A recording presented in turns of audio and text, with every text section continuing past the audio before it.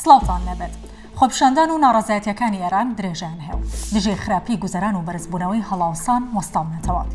ناڕەزایەتیەکانی تاران چەند شارێکی دیکەشی گرتووەتەوە، لە هەندێک شوێن گرژ و ئاڵۆزی ڕوویداوە. ڕێکخراوەکانی مافی مرۆڤ لە ڕۆژهەڵاتی کوردستان ئاماژە بە کوژرانی لانی کەمی 2 خۆپیشاندەر دەکەن.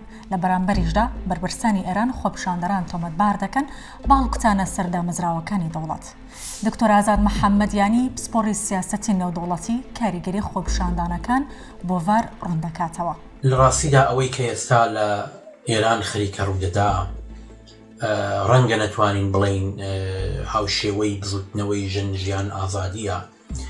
بۆچی؟ چون هەم نەیتوانی وە جۆغرافیایەکی زیاتر بخۆیەوە خەریک بکە وەکو بزوتنەوەی ژینا، و هەمیش نەیتوانی وە قوڵ بێتەوە بە هەموو چین و توێژەکانی جیاوازی کۆمەلگای ئێراندا. بەڵام ئەوە ڕاستیەکی هاشا هەڵنەگرێکە ئێستا خەڵکانێک لەسەر شقامن و اتفاقا ناڕازایەتێکیان ئەو شتەیەکە لە مێژ بوو تحلیلگەرانی سیاسی هۆشداریان دەدا بە کۆماری ئیسلامی ئێران کە دەبێتە نقطەیەک کە خەڵکی تر تەحملی نامێنێ بەهۆی ئەو وەزعیەتە ئابووریەوە کە ئێران خەریکە پەیدا تێدەپەڕێ.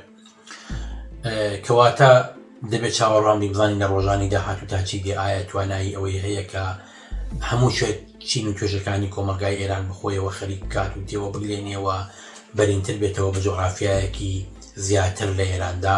خۆپیشاندانەکانی ئێران کاردانەوەی نێودەوڵەتی بە دوای خۆیدا هێناوە.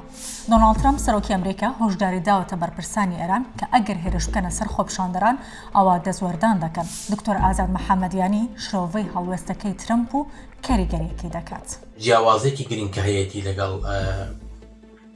اعتراضەکانی پێشوو ئەوەیە کە دنیای دەرەوە بەتایبەت ئەمریکا خەریکە بە شێوەیەکی ڕاستەخۆ پشتیوانی دەکات. ئەگەر جاران خەڵک هاواریان دەکرد لە دنیای دەرەوە بە فریایان بکەون پشتیان بگرن، ئێستاوە ئەمریکا بۆ خۆی بە شێوەیەکی ئاشکرا دەڵێ ئەگەر کۆماری ئیسلامی ئێران دەست بەرێ بۆ چەک وە خەڵک بکوژێ ئێمە دەستێوەردان دەکەین و ئەوە سیگناڵێکی زۆر مەترسیدارە بۆ کۆماری ئیسلامی ئێرانەوە پشتگەریمێکە بۆ خەڵکی ناڕازی سەرشەقام و ڕەنگە گوڕوتینێکی دیکە بدا بۆ وەزعیەتێکی ئێستا هەیە.